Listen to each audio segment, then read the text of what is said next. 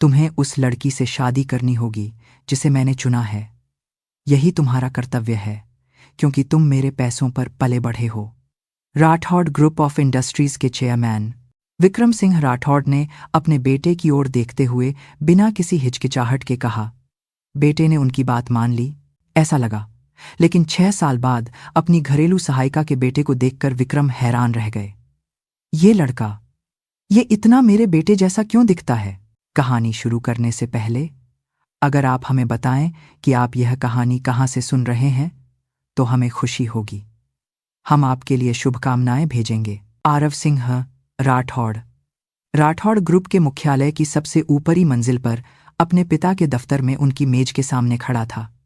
उसकी उंगलियां हल्की सी कांप रही थीं। उसने मुट्ठियां भींची और खोलीं, खुद को शांत करने की कोशिश कर रहा था, लेकिन उसके गले तक आती घबराहट को वह पूरी तरह दबा नहीं पा रहा था। अपनी 34 साल की जिंदगी में वह अपने पिता के सामने कितनी बार इतना डरा होगा। शायद पहली बार जब वह कंपनी में आया था, या जब उसका पहला प्रोजेक्ट असफल हुआ था। और आज पिताजी, उसकी आवाज उम्मीद से ज्यादा गहरी निकली। विक्रम सिंह राठौड़ ने फाइलों से नजरें नहीं हटाईं।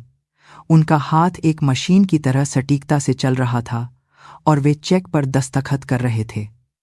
3 दस्तावेजों पर काम पूरा होने तक उन्होंने अपने बेटे की तरफ नहीं देखा। मैं एक लड़की से प्यार करता हूं। आरव के शब्दों पर विक्रम का पेन रुक गया। यह 1 सेकंड से भी कम का पल था, लेकिन वह खामोशी सदियों जितनी लंबी महसूस हुई। विक्रम ने अब भी सिर नहीं उठाया। उन्होंने बस पेन नीचे रखा और अपने हाथ बांध लिए। मैं उससे शादी के लिए आपकी इजाजत चाहता हूं। अब जाकर विक्रम ने सिर उठाया। उनकी आंखों में न तो हैरानी थी और न ही गुस्सा, बस एक गहरी ठंडक थी। जैसे उन्हें इस बात का अंदेशा था, या जैसे उन्होंने पहले से ही अपना जवाब तय कर रखा था। फाइल बंद करने की आवाज कमरे में गूंज उठी। वह थप की आवाज एक फैसले की तरह अटल थी। मैं नहीं जानता कि वह लड़की कौन है। विक्रम की आवाज धीमी और शांत थी, जो उसे और भी डरावना बना रही थी। चीखने चिल्लाने वाले गुस्से से ज्यादा यह संयमित ठंडापन ज्यादा चुभता था। तुम्हारी शादी पहले से ही तय है, रिया मल्होत्रा। तुम यह नहीं भूले होगे कि वह किस परिवार से है और उसकी कंपनी हमारे लिए कौन सा कॉन्ट्रैक्ट लेकर आएगी। आरव के होंठ कसकर भिंच गए। वह जानता था, रिया मल्होत्रा, मल्होत्रा कॉर्प के चेयरमैन की इकलौती बेटी। अगर यह शादी हो जाती तो दोनों कंपनियों के बीच 20 साल का एक्सक्लूसिव लॉजिस्टिक्स कॉन्ट्रैक्ट साइन हो जाता। राठौड़ ग्रुप के लिए यह एक ऐसा मौका था जिसे वे गंवा नहीं सकते थे। यह कंपनी की बात है, पिताजी। आरव सिंह राठौड़। उसके पिता ने उसका पूरा नाम लिया। बचपन से ही जब भी वे उसे डांटते थे, तभी उसका पूरा नाम लेते थे। आरव की पीठ पर ठंडा पसीना आ गया। तुम सिर्फ एक व्यक्ति नहीं हो, तुम राठौड़ ग्रुप के वारिस हो। विक्रम अपनी कुर्सी से उठे। वे मेज के चारों ओर घूमकर उसके सामने आ गए।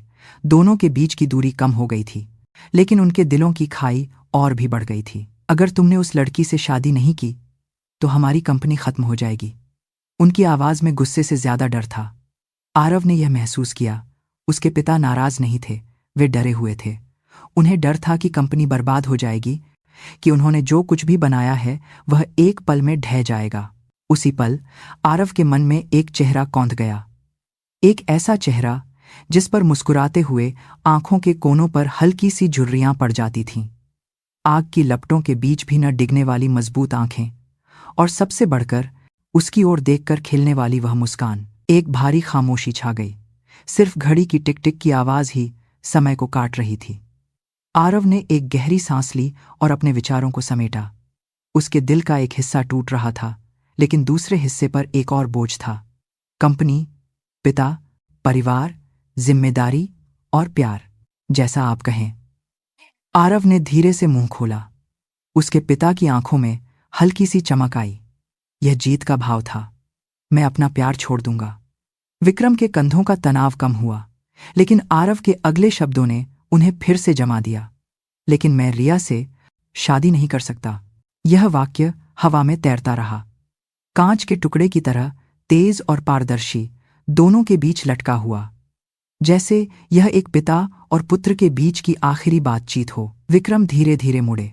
उन्होंने खिड़की के बाहर दिखते मुंबई के ऊंची इमारतों के जंगल को देखते हुए कहा, इस प्यार में ऐसा क्या है? कुछ साल बीतने दो, जब कंपनी मुश्किल में होगी तब तुम खुद शादी के लिए हाँ कहोगे। गरीबी के सामने भावनाएं एक फिजूल खर्ची से ज्यादा कुछ नहीं होती।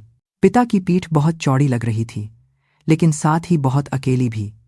उन चौड़े कंधों पर कितना बोझ होगा, और आरव जानता था कि एक दिन उसे भी उसी जगह पर खड़ा होना है।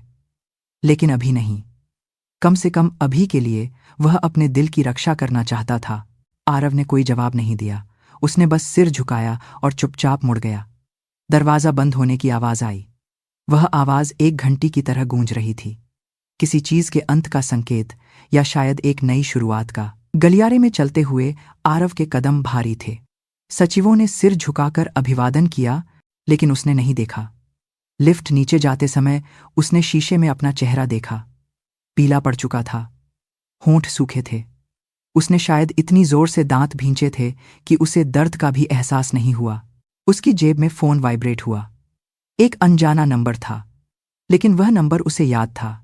क्या उसे फोन उठाना चाहिए या नहीं? अंत में उसने फोन नहीं उठाया। उसने स्क्रीन बंद कर दी और फोन को जेब में गहराई तक धकेल दिया, जैसे वह फोन, वह इंसान, उसके दिल की गहराइयों में छिपा एक राज्य हो। लिफ्ट के बाहर लोग अब भी व्यस्त थे। हर कोई अपनी जिंदगी जी रहा था, लेकिन आरव की दुनिया अभी अभी ऊपर चेयरमैन के दफ्तर में थम सी गई थी। 6 साल पहले गर्मियों का मौसम था। जुलाई का सूरज डामर को पिघला देने वाली गर्मी बरसा रहा था। हवा भारी और उमस भरी थी। सांस लेने पर फेफड़ों में गर्म हवा भर जाती थी। उस दिन राठौड़ लॉजिस्टिक्स के तीसरे गोदाम में आग लगने की खबर आई। आरव एक मैनेजर के तौर पर तेजी से अपनी गाड़ी लेकर वहां पहुंचा। स्टीयरिंग व्हील पर उसके हाथ पसीने से भीगे हुए थे। जैसे जैसे वह एक्सीलेटर दबा रहा था, उसका दिल और तेज धड़क रहा था।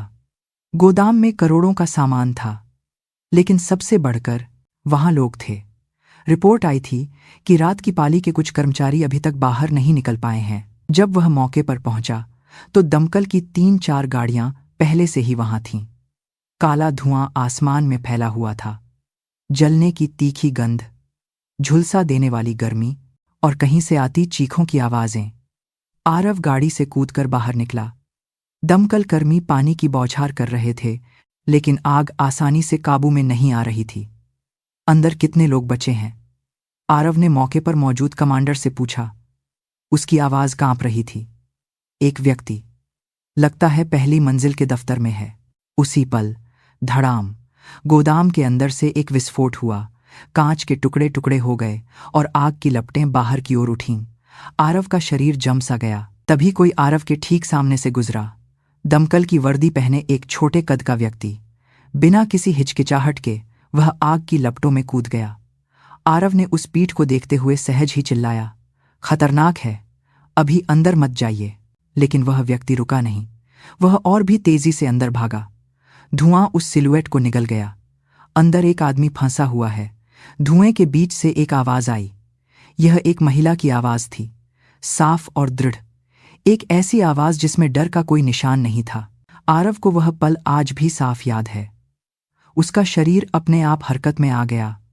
सोचने का वक्त ही नहीं था। यह सिर्फ एक सहज वृत्ति थी। अंदर कोई है और वह दमकल कर्मी अकेले खतरनाक स्थिति में है। बस यही ख्याल उसके दिमाग में था। आरव भागा। किसी ने पीछे से आवाज लगाई, लेकिन उसने नहीं सुना, या शायद सुनना नहीं चाहा। गोदाम के प्रवेश द्वार से गुजरते ही गर्मी का एक थपेड़ा उसके चेहरे पर लगा।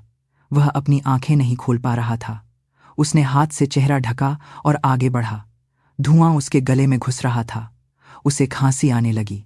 आंखों से आंसू बह रहे थे, लेकिन वह रुक नहीं सकता था। यहां सामने से वही आवाज फिर आई। आरव आवाज की दिशा में भागा। धुएं के थोड़ा कम होने पर गलियारे के अंत में दफ्तर के दरवाजे के सामने वह दमकल कर्मी खड़ी थी। अंदर से कुछ फांसा हुआ है। दमकल कर्मी ने आरव की ओर मुड़कर देखा। तब उसने पहली बार उसका चेहरा देखा। हेलमेट के नीचे उसका चेहरा पसीने और कालिक से सना हुआ था, लेकिन उसकी आंखें साफ थीं। उनमें कोई घबराहट नहीं थी। वे मजबूत थीं। डर का कोई नामो निशान नहीं था। एक साथ धक्का देते हैं, आरव चिल्लाया। दोनों ने दरवाजे पर कंधा टिकाकर जोर लगाया। 1 बार, 2 बार। दरवाजा चरमराया, लेकिन खुला नहीं। तीसरी कोशिश थी। दोनों ने एक साथ अपनी पूरी ताकत से धक्का दिया। खटाक। दरवाजा खुल गया। अंदर एक कर्मचारी बेहोश पड़ा था। लगता था उसने बहुत ज्यादा धुआं सांस में ले लिया है। उसकी चेतना धुंधली थी। जैसे ही वे उसे उठाने लगे, छत से एक अजीब आवाज आई। आरव ने सिर उठाया। छत का स्टील का ढांचा मुड़ रहा था।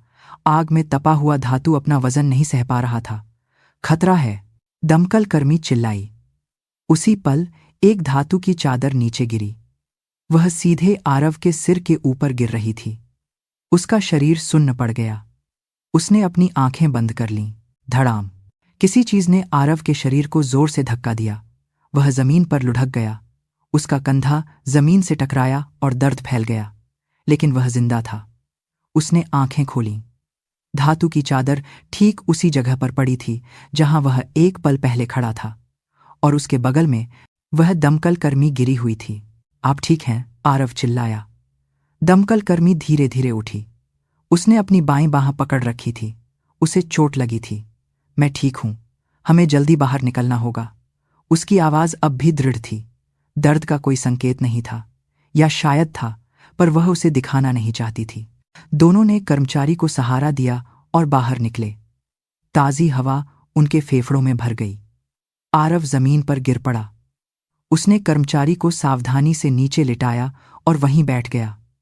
उसकी खांसी रुक नहीं रही थी। उसका गला छिलसा गया था। बगल में वह दमकल कर्मी भी घुटनों के बल बैठ गई। उसने अपना हेलमेट उतारा।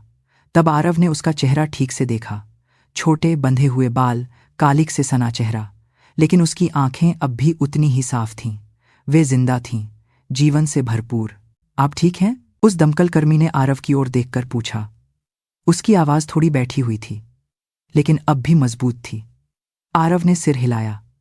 उसका गला इतना दर्द कर रहा था कि वह बोल नहीं सकता था। एम्बुलेंस में आरव उस दमकल कर्मी को देखता रहा। वह बगल के स्ट्रेचर पर लेटी हुई थी। उसकी बाईं बांह पर पट्टी बंधी थी। वह जल गई थी। यह चोट उसे धक्का देते समय लगी थी। शुक्रिया, आरव ने बमुश्किल कहा। उसकी आवाज ठीक से नहीं निकल रही थी। दमकल कर्मी ने सिर घुमाकर आरव को देखा और फिर मुस्कुराई। यह मेरा काम है। वह मुस्कान बहुत अबुन थी। कुछ दिनों बाद अस्पताल की इमरजेंसी में वे फिर मिले। आरव की बांह पर पट्टी बंधी थी। मामूली जलन और खरोंचें थीं। गलियारे में चलते हुए उसने उस दमकल कर्मी को देखा। वह इलाज करवाकर बाहर आ रही थी। सुनिए, आरव उसके पास गया। उसका दिल धड़क रहा था। क्यों? वह नहीं जानता था। दमकल कर्मी मुड़ी। उसने आरव को पहचानकर मुस्कुराया। ओह, आपकी वजह से मेरी जान बची। बहुत बहुत शुक्रिया। आरव ने गहरा सिर झुकाया। नहीं, आप भी तो साथ में अंदर आए थे। आप बहुत बहादुर थे। लेकिन अगली बार प्लीज यह काम हम पर छोड़ दीजिएगा। बिना उपकरणों के अंदर आना खतरनाक था। यह सुनकर आरव का चेहरा गर्म हो गया। वह बहादुर नहीं, बल्कि नासमझ था, लेकिन उसे कोई पछतावा नहीं था। मीरा, उस दमकल कर्मी मीरा ने अपना हाथ आगे बढ़ाया। आरव ने उसका हाथ थाम लिया। वह गर्म और मजबूत था। उसे वह हाथ छोड़ना नहीं चाहा। इसके बाद आरव बहाने बनाकर मीरा से मिलने लगा। पहली बार उसने कहा कि वह ठीक से शुक्रिया नहीं कह पाया और उसे लंच पर ले गया। अगली बार उसने कहा कि वह जानना चाहता है कि उसकी बांह का घाव कैसा है। मीरा ने पट्टी खोलकर दिखाई। वह ठीक हो रहा था। इतना तो चलता है, मीरा ने शांति से कहा। आपको दर्द नहीं होता? होता है, पर आदत हो गई है। यह सुनकर आरव का दिल दुख गया। इस लड़की ने कितने खतरों का सामना किया होगा, कितनी बार उसे चोट लगी होगी। तीसरी मुलाकात में आरव ने सच कह दिया। असल में? मीरा ने हैरानी से सिर झुकाया। उस दिन आग की लपटों में मैंने आपकी आंखें देखी थीं। वे मेरे दिमाग से निकल ही नहीं रहीं। मैं आपको फिर से देखना चाहता था। मीरा का चेहरा लाल हो गया। वह घबरा गई थी, लेकिन ऐसा नहीं लगा कि उसे बुरा लगा हो। क्या यह एक प्रस्ताव है? हाँ, आरव ने साफ साफ जवाब दिया। मीरा कुछ देर चुप रही। फिर वह धीरे से मुस्कुराई। मैं भी। मैं भी आपके बारे में सोच रही थी। उस पल से जब हम आग के बीच में मिले थे, वह इकरारनामा एक शुरुआत थी। उनका प्यार धीरे धीरे लेकिन गहराई से पनपा, उस दिन की आग की तरह गर्म और तीव्र। आरव 6 साल पहले की यादों में खोया, देर तक अपनी कार में बैठा रहा। मुझे उसे कहना होगा कि हम अलग हो रहे हैं। यह ख्याल उसके दिमाग में घूम रहा था। पिता के शब्द उसके कानों में गूंज रहे थे। कंपनी खत्म हो जाएगी, गरीबी के सामने भावनाएं फिजूल हैं। क्या मैं मीरा की रक्षा कर पाऊंगा? उसे खुद पर भरोसा नहीं था। क्या कंपनी खोकर, सब कुछ खोकर, वह मीरा को खुश रख पाएगा? क्या वह उसे हंसा पाएगा? क्या वह मीरा को अपने पिता से बचा पाएगा? आरव ने अपना फोन निकाला। उसने मीरा का नंबर डायल किया, लेकिन वह कॉल बटन नहीं दबा सका। उसकी उंगली स्क्रीन पर ही रुक गई। हमें अलग हो जाना चाहिए। वह यह शब्द कैसे कहेगा? किस चेहरे के साथ? किस आवाज में? तभी फोन की घंटी बजी। दमकल विभाग से फोन था। आरव का दिल डूब गया। क्या आप मिस्टर आरव सिंह राठौड़ हैं? हाँ, मैं ही हूं। एक दमकल कर्मी के आपातकालीन संपर्क के रूप में आपका नंबर दिया गया है। एक दुर्घटना हुई है। दुर्घटना शब्द सुनते ही आरव की दुनिया थम गई। मीरा, क्या वह ठीक है? वह अभी कहाँ है? आरव चिल्लाया। उसकी आवाज फट गई थी। सेंट्रल अस्पताल के आपातकालीन कक्ष में। फोन काटने से पहले ही आरव ने गाड़ी स्टार्ट कर दी। ट्रैफिक लाइट, स्पीड कैमरा, कुछ भी उसकी नजरों में नहीं था। प्लीज प्लीज, वह ठीक हो। वह अस्पताल पहुंचा। वह आपातकालीन कक्ष की ओर भागा। नर्सों ने उसे हैरानी से देखा, लेकिन उसे परवाह नहीं थी। मीरा, मीरा नाम की मरीज कहाँ है? वह गला फाड़कर चिल्लाया। वहां, बेड नंबर 3 पर। एक नर्स ने इशारा किया। वह उस दिशा में भागा। पर्दे के पीछे मीरा दिख रही थी। वह बिस्तर पर लेटी थी। उसके सिर और पैर पर पट्टियां बंधी थीं। चेहरे पर भी छोटी छोटी खरोंचें थीं। उसकी दमकल की वर्दी कालिख से सनी हुई थी, लेकिन वह सांस ले रही थी। वह जिंदा थी। आरव वहीं गिरते गिरते बचा। उसके घुटनों में जान नहीं बची थी। उसके अंदर कुछ टूट सा गया। मैं मीरा के बिना नहीं जी सकता। तब उसे एहसास हुआ, अलग होने की बात एक झूठ थी। एक ऐसा झूठ जिससे वह खुद को धोखा दे रहा था। वह इस औरत के बिना नहीं जी सकता था, सांस नहीं ले सकता था। मीरा ने आंखें खोलीं। उसने आरव को देखा। थके हुए चेहरे पर एक मुस्कान आई। तुम आ गए, पगली। आरव की आवाज कांप रही थी। उसकी आंखें भर आईं। तुम फिर से चोटिल क्यों हो गईं? तुम हमेशा खतरनाक जगहों पर क्यों जाती हो? यह मेरा काम है, मीरा ने 6 साल पहले जैसे ही कहा, और वैसे ही मुस्कुराई। आरव ने मीरा का हाथ पकड़ा, कसकर। वह उसे छोड़ना नहीं चाहता था। वह उसे फिर कभी नहीं छोड़ेगा। उस दिन दोनों ने फैसला किया, वे दुनिया की नजरों से छिपकर ही सही, पर साथ रहेंगे। 1 हफ्ते बाद एक छोटे से मंदिर में उन्होंने गुप्त रूप से शादी कर ली। कोई मेहमान नहीं था, कोई फोटोग्राफर नहीं था, न कोई पुजारी, न कोई संगीत। बस वे दोनों और 2 गवाह थे। मीरा का एक साथी दमकल कर्मी और आरव का एक कॉलेज का दोस्त, चाहे स्वास्थ्य हो या बीमारी। प्रतिज्ञा पढ़ते हुए आरव की आवाज कांप रही थी। चाहे खुशी हो या दुख। मीरा की आंखों से आंसू बह निकले, चाहे अमीरी हो या गरीबी। वे दोनों रो रहे थे।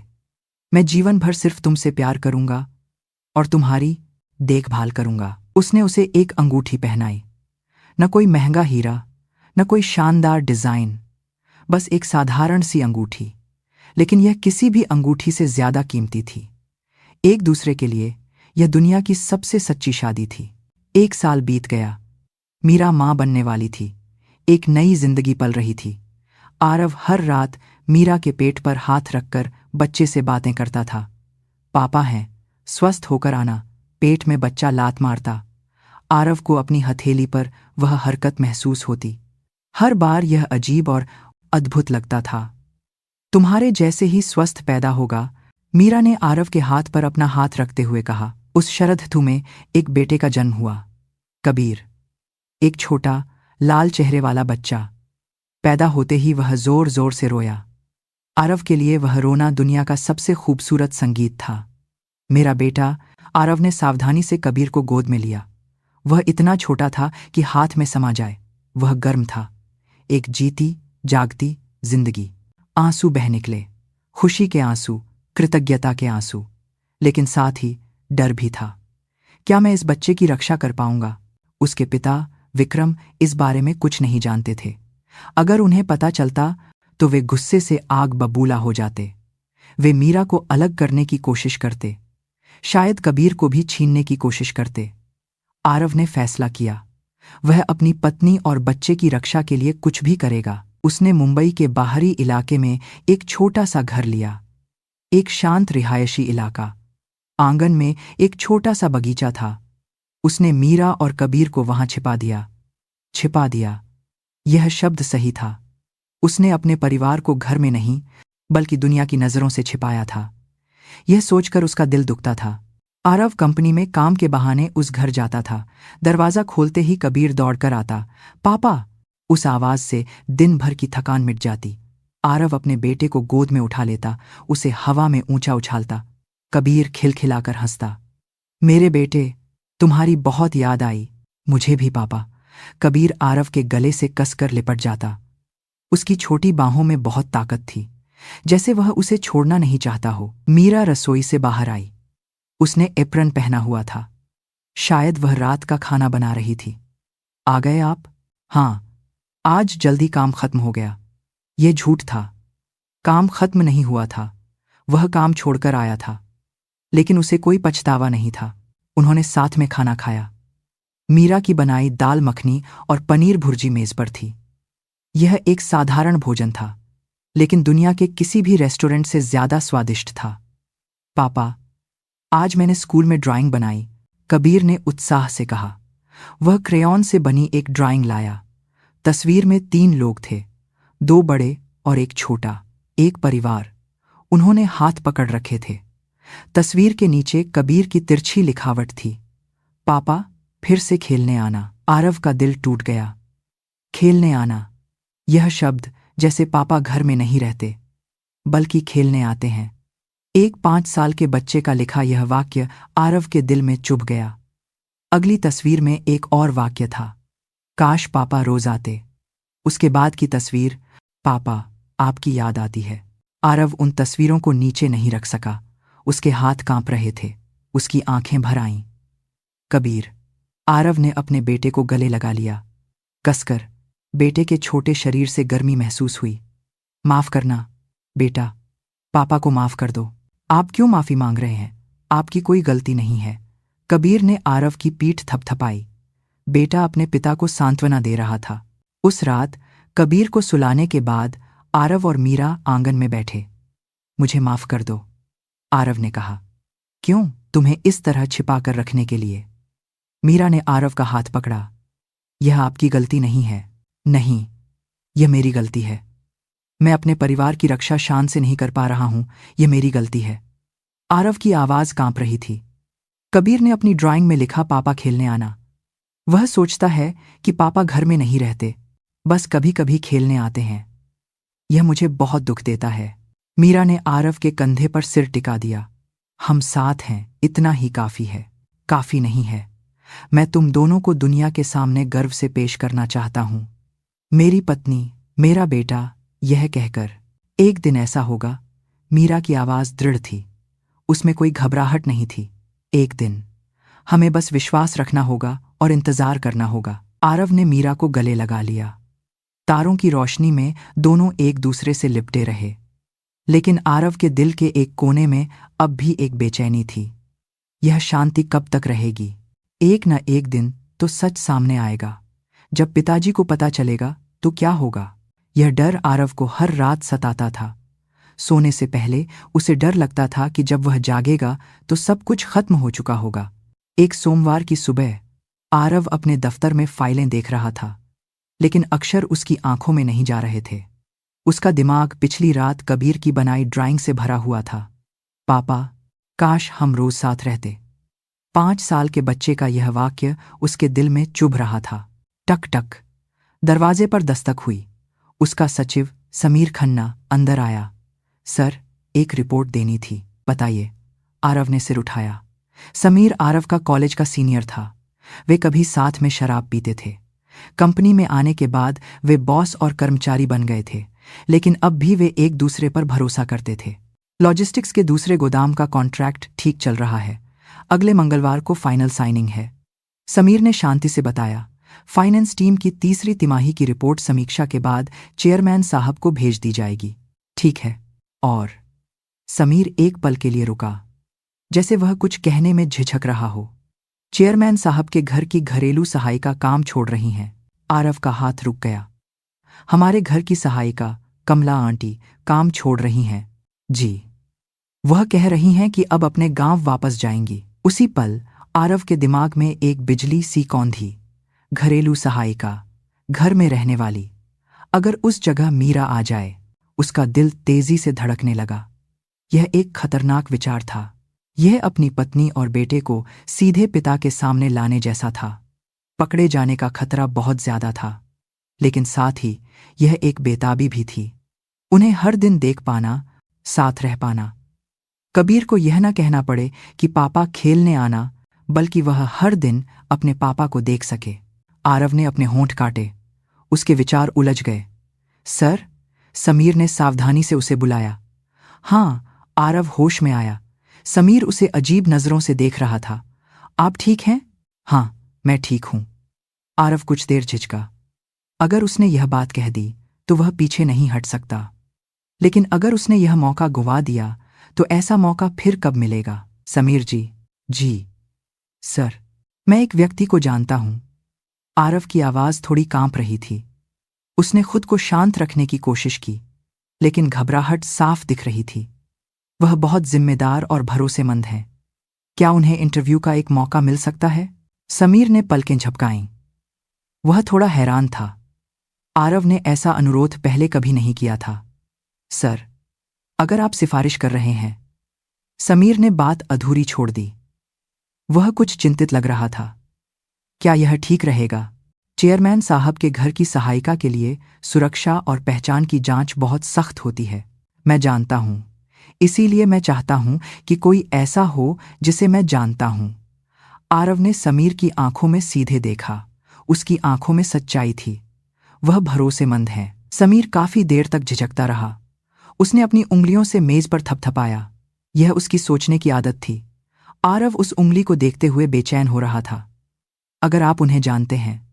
समीर ने धीरे धीरे सिर हिलाया। मैं विचार करूंगा। आप उनका संपर्क नंबर दे दीजिए, मैं एचआर टीम को दे दूंगा। शुक्रिया। आरव की आवाज में राहत थी। समीर के जाने के बाद आरव कुर्सी पर धंस गया। उसके हाथ कांप रहे थे। उसने अभी अभी क्या किया? क्या उसने अपने परिवार को खतरे में डाल दिया? लेकिन अब वह पीछे नहीं हट सकता था। उस रात आरव बाहरी इलाके वाले घर गया। दरवाजा खोलते ही कबीर दौड़कर आया। पापा, मेरा बेटा। आरव ने कबीर को गोद में उठा लिया। बेटे की हंसी घर में गूंज उठी। रात का खाना खाने के बाद उसने कबीर को सुलाया। बेटा पापा की गोद में जल्दी ही सो गया। उसकी सांसें नियमित थीं। उसका चेहरा शांत था। आरव ने कबीर के सिर पर हाथ फेरा। नरम बाल उसके हाथ को छू रहे थे। मैं इस बच्चे के साथ हर दिन रहना चाहता हूं। वह बेडरूम से निकलकर लिविंग रूम में आया। मीरा चाय बना रही थी। सुनो, आरव ने सावधानी से उसे बुलाया। हाँ, मीरा मुड़ी। मुस्कुरा रही थी। एक बात कहनी है। आरव की आवाज गंभीर थी। मीरा का चेहरा थोड़ा सख्त हो गया। उसे लगा कि कोई बुरी खबर है। दोनों सोफे पर अगल बगल बैठ गए। आरव ने मीरा का हाथ पकड़ा। क्या तुम हमारे घर में काम कर सकती हो? घर में? हाँ, हमारे घर में घरेलू सहायिका की जगह खाली हुई है। आरव ने बात जारी रखी। मैं तुम्हें और कबीर को हर दिन देखना चाहता हूं। मीरा ने आरव के चेहरे को देखा। पति की आंखों में एक गहरी चाहत थी, साथ ही एक डर भी मिला हुआ था। क्या यह खतरनाक नहीं होगा? खतरनाक है। सच कहूं तो बहुत खतरनाक है। आरव ने सिर हिलाया। पिताजी को पता चल सकता है, तब हम सब मुश्किल में पड़ जाएंगे। तो फिर क्यों? इसके बावजूद। आरव की आवाज कांप उठी। मैं तुम दोनों को हर दिन देखना चाहता हूं। कबीर का यह कहना कि पापा खेलने आना मुझे बहुत दे देता है। मैं चाहता हूं कि वह हर सुबह उठे तो यह जाने कि पापा उसके पास हैं। मीरा की आंखें लाल हो गईं। आप भी परेशान थे। मुझे माफ कर दीजिए। यह तुम्हारी गलती नहीं है। मीरा ने आरव के गालों पर हाथ रखा। यह आपकी गलती नहीं है। लेकिन मीरा एक पल के लिए रुकी, जैसे वह अपने विचारों को समेट रही हो। क्या यह सच में ठीक रहेगा? चेयरमैन साहब के सामने क्या हम अनजान होने का नाटक कर पाएंगे? कर सकते हैं, करना ही होगा, आरव ने दृढ़ता से कहा। हम बॉस और कर्मचारी की तरह रहेंगे। कबीर को भी अच्छे से समझा देंगे। वह समझदार बच्चा है। अगर हम इसे एक खेल बताएंगे तो वह समझ जाएगा। मीरा ने काफी देर तक सोचा। उसने खिड़की के बाहर देखा। अंधेरी रात थी, तारे नहीं दिख रहे थे। मैं करूंगी, मीरा ने धीरे से कहा। मैं और कबीर भी आपको हर दिन देखना चाहते हैं। इस तरह अलग रहना बहुत मुश्किल था। आरव ने मीरा को कसकर गले लगा लिया। दोनों काफी देर तक एक दूसरे को गले लगाए रहे। शुक्रिया। शुक्रिया कैसा? हम एक परिवार हैं। मीरा ने आरव की पीठ थपथपाई। एक हफ्ते बाद मीरा इंटरव्यू के लिए गई। वह घबराई हुई बैठी थी। उसके हाथों में पसीना आ रहा था। सुश्री शर्मा, आपके पास दमकल कर्मी का अनुभव है, समीर ने बायोडाटा देखते हुए कहा। जी, मैंने 7 साल काम किया है। आपने काम क्यों छोड़ा? कुछ निजी कारणों से, मीरा ने सावधानी से जवाब दिया। वह इससे ज्यादा नहीं बता सकती थी। घरेलू सहायिका का काम आपके लिए नया है, क्या आप कर पाएंगी? मैं अपनी पूरी कोशिश करूंगी। इंटरव्यू के दौरान मीरा ने 6 देहन शांत रहकर जवाब दिए, लेकिन अंदर ही अंदर उसका दिल जोरों से धड़क रहा था। इंटरव्यू खत्म होने के बाद वह कबीर को लेने गई, जो दूसरे कमरे में उसका इंतजार कर रहा था। मम्मी, कबीर ने बगीचे की ओर इशारा किया। वहां से अजीब आवाज आ रही है।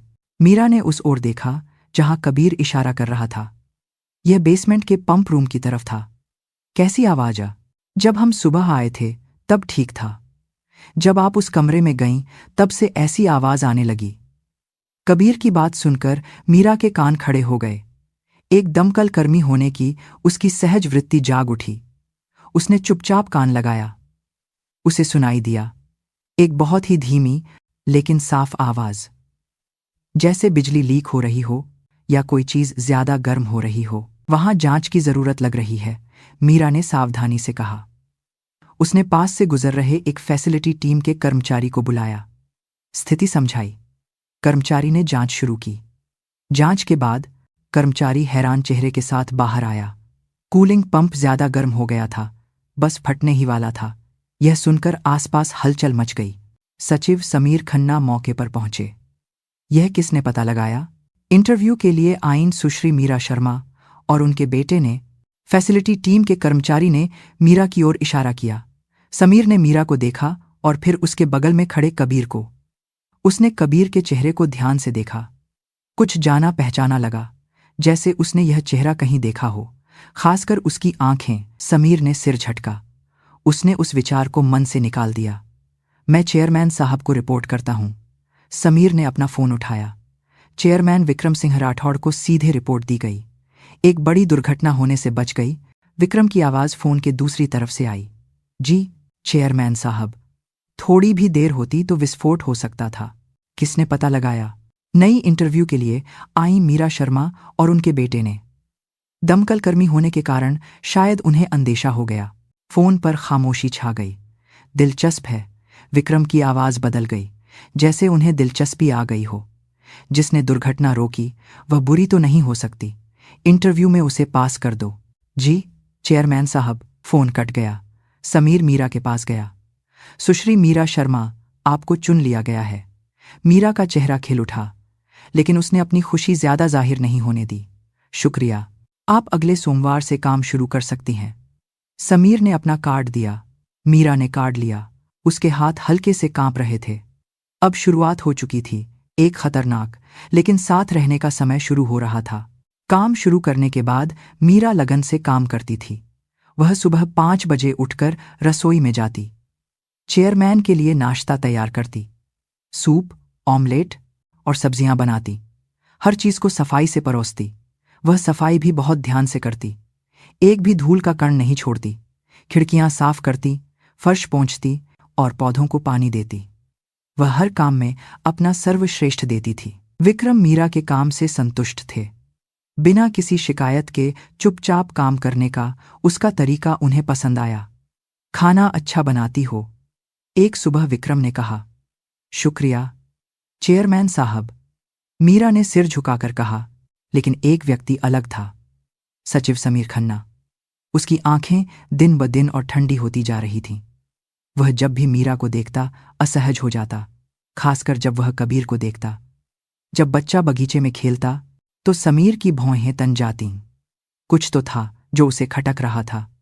कबीर की आंखें, मुस्कुराने का तरीका, बात करने का लहजा, सब कुछ किसी की याद दिलाता था, आरव की।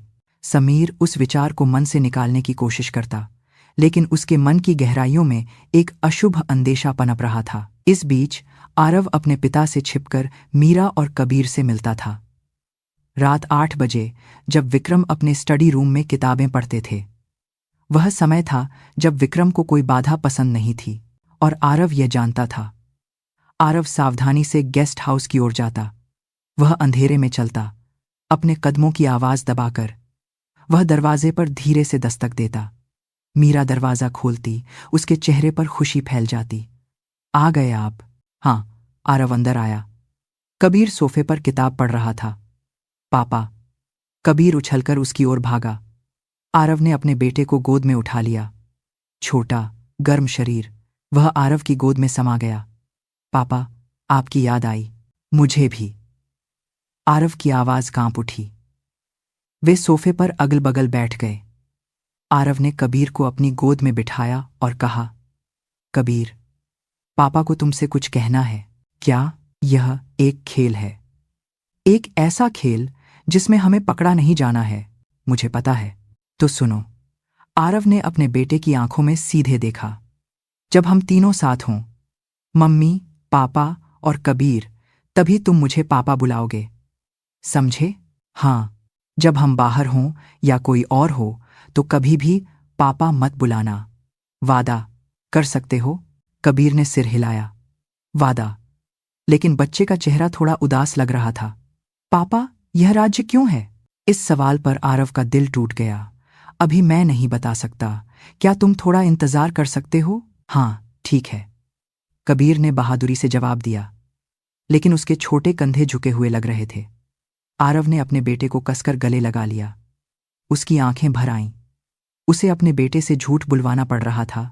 इस बात से उसे खुद पर शर्म आ रही थी। एक 5 साल के बच्चे को राज रखने के लिए कहना, पापा को पापा न बुलाने के लिए कहना। कौन सा पिता ऐसा करता है? माफ करना, आरव ने फुसफुसाया। पापा को माफ कर दो। मीरा ने आरव के कंधे पर हाथ रखा। उसने कुछ नहीं कहा, बस उसके साथ खड़ी रही। उस रात कबीर को सुलाने के बाद आरव और मीरा छोटे से लिविंग रूम में बैठे थे। क्या हम सही कर रहे हैं? मीरा ने सावधानी से पूछा। पता नहीं, आरव ने ईमानदारी से जवाब दिया। लेकिन अभी के लिए यही सबसे अच्छा है। मुझे डर है कि कबीर के लिए यह बहुत मुश्किल होगा। मुझे भी चिंता है, हर दिन। आरव की आवाज में थकान थी। लेकिन बस थोड़ा और सह लो, बस थोड़ा और। मीरा ने सिर हिलाया। दोनों ने चुपचाप खिड़की के बाहर देखा। अंधेरी रात थी, तारे नहीं दिख रहे थे। आरव का मन हर दिन बोझिल होता जा रहा था। कंपनी में वारिस होने का दबाव था। पिता की उम्मीदें, कर्मचारियों की नजरें, कभी न खत्म होने वाला काम, यह सब उसके कंधों पर बोझ था। घर में उसे एक राज छिपाना पड़ता था। अपनी पत्नी को अनजान की तरह देखना, अपने बेटे को छिपाना, हर पल पकड़े जाने का डर। यह ज्यादा समय नहीं था, लेकिन हर दिन उन्हें देख पाना ही खुशी की बात थी। लेकिन साथ ही इस तरह से ही मिल पाना एक तकलीफदेह हकीकत थी। कुछ दिनों बाद समीर खन्ना अपने दफ्तर में था। मेज पर एक काली डायरी रखी थी। यह समीर की निजी डायरी थी। उसने पेन उठाया। काफी देर झिझकने के बाद उसने चुपचाप एक पंक्ति लिखी। मीरा शर्मा, जांच जरूरी। वह एक पंक्ति डायरी में रह गई, इतनी गहरी कि मिटाई न जा सके। समीर ने डायरी बंद की और उसे दराज में गहराई तक रख दिया। उसे अभी यकीन नहीं था, लेकिन शक काफी था। थोड़ा और देखना होगा, समीर ने मन ही मन तय किया। और उसकी आंखें जब भी मीरा को देखतीं, थोड़ी और तेज हो जातीं। कुछ दिनों बाद मीरा चेयरमैन के काम से राठौड़ लॉजिस्टिक्स के तीसरे गोदाम गई। यह फाइल ले जाओ, गोदाम के मैनेजर को सीधे देना। विक्रम ने एक लिफाफा दिया। जी चेयरमैन साहब। मीरा ने फाइल ली। वह कबीर को अकेले नहीं छोड़ सकती थी, इसीलिए उसे साथ ले गई। मम्मी, हम कहाँ जा रहे हैं? एक काम से। चुप रहना। जी, कबीर उत्साह से बोला। मीरा ने कबीर का हाथ कसकर पकड़ा और गोदाम के अंदर चली गई। मैनेजर साहब हैं? अंदर दफ्तर में हैं। गलियारे में चलते हुए कबीर हैरानी से चारों ओर देख रहा था। ऊंची छत, बक्सों के ढेर, फोर्कलिफ्ट का चलना, सब कुछ नया था। जैसे ही वह दफ्तर का दरवाजा खोलने वाली थी, कबीर अचानक रुक गया। मम्मी! क्या हुआ? कबीर ने अपने कान बंद कर लिए। उसने चेहरा बिगाड़ा। अजीब आवाज आ रही है। मीरा ने चारों ओर देखा। उसे कुछ सुनाई नहीं दिया। कैसी आवाज? वहां से, उस दीवार के पीछे से। कबीर ने गलियारे के अंत की ओर इशारा किया। मीरा ने कान लगाया, चुपचाप, बहुत ध्यान से। तब उसे सुनाई दिया, गूं गूं, जैसे कोई मशीन ओवरलोड हो रही हो। यह इतनी धीमी थी कि सामान्य तौर पर सुनाई न दे, लेकिन यह निश्चित रूप से अजीब थी। और यह गंध, हल्की लेकिन जलने की अनमिस्टेकेबल गंध। मैनेजर साहब, मैनेजर साहब। मीरा ने दफ्तर का दरवाजा खटखटाया। हाँ, कौन है? दरवाजा खुला। एक 50 साल का आदमी बाहर आया। मैं चेयरमैन साहब के घर से आई हूं, लेकिन इससे पहले आपको तुरंत बिजली बंद करनी होगी। क्या? क्या मतलब? उस मशीन रूम से जलने की गंध आ रही है। लगता है बिजली ओवरलोड हो गई है। मीरा की आवाज कांप रही थी। वह घबराई हुई थी। मैनेजर हैरान हो गया। लेकिन अगर हम बिजली बंद कर देंगे तो कोल्ड स्टोरेज। अगर अभी बंद नहीं किया तो आग लग जाएगी। मीरा चिल्लाई। उसी पल धड़ाम, कहीं से एक विस्फोट हुआ। इमारत हिल गई। छत से धूल गिरी। आग! कोई चिल्लाया। लोग चीखते हुए बाहर भागे। गलियारा एक पल में अफरा तफरी में बदल गया। मीरा ने कबीर को गोद में उठा लिया, कसकर। मम्मी तुम्हें बचाएगी, डरो मत। हाँ। कबीर ने अपनी मां के गले को कसकर पकड़ लिया। धुआं गलियारे में भर गया। काला धुआं। दिखना बंद हो गया। सब लोग बाहर निकलो, लाइन से। मीरा ने जोर से चिल्लाया। कर्मचारी बाहर की ओर भागे, लेकिन वे घबराए हुए थे। एक दूसरे को धक्का दे रहे थे, गिर रहे थे। मीरा ने कबीर को एक हाथ से पकड़ा और दूसरे हाथ से गिरे हुए कर्मचारी को उठाया। धीरे धीरे, शांति से उसने सबको बाहर निकाला। आखिर में मीरा बाहर आई। उसने कबीर को एक सुरक्षित जगह पर उतारा। यहीं रहना, हिलना मत। और आप? मम्मी को वापस अंदर जाना होगा। नहीं। कबीर ने अपनी मां के कपड़े पकड़ लिए। उसकी आंखों में आंसू थे। कोई बात नहीं, मम्मी पर भरोसा है ना? मीरा ने अपने बेटे के गालों को सहलाया। यहीं इंतजार करो, मैं जल्दी आऊंगी। मीरा फिर से इमारत के अंदर भागी। उसने एक अग्निशामक यंत्र ढूंढा। दीवार पर लटका हुआ अग्निशामक यंत्र उठाया। उसे आग की लपटें दिखीं। मशीन रूम से लाल लपटें उठ रही थीं। मीरा झिझकी नहीं, वह आग की ओर भागी। उसने अग्निशामक की पिन निकाली, ट्रिगर दबाया। शू! सफेद पाउडर निकला। आग की लपटें कम हो गईं। लेकिन यह काफी नहीं था। आग अब भी जल रही थी। मीरा ने दूसरा अग्निशामक ढूंढा, फिर से छिड़का। गर्मी थी। उसका चेहरा जल रहा था। धुआं उसके गले में घुस रहा था। उसे खांसी आई, लेकिन उसने उसे रोका। आखिरकार आग बुझ गई। लाल रोशनी गायब हो गई। बस घना धुआं रह गया। मीरा जमीन पर बैठ गई। उसकी सांसें फूल रही थीं। उसके फेफड़े जल रहे थे। मम्मी! कबीर दौड़कर आया। उसने मीरा को गले लगा लिया। मैं ठीक हूं बेटा, मैं ठीक हूं। मीरा ने अपने बेटे को कसकर पकड़ा। उसके हाथ कांप रहे थे। एम्बुलेंस और दमकल की गाड़ियां पहुंचीं। दमकल कर्मी कूदकर बाहर निकले। अंदर कोई है? सब बाहर आ गए हैं। आग भी बुझा दी है, मीरा ने जवाब दिया। एक दमकल कर्मी ने मीरा को देखा और हैरान रह गया। मीरा जी? जी, आपको मैं याद नहीं? हम एक ही फायर स्टेशन में थे। ओह, शर्मा जी। मीरा खुश हो गई।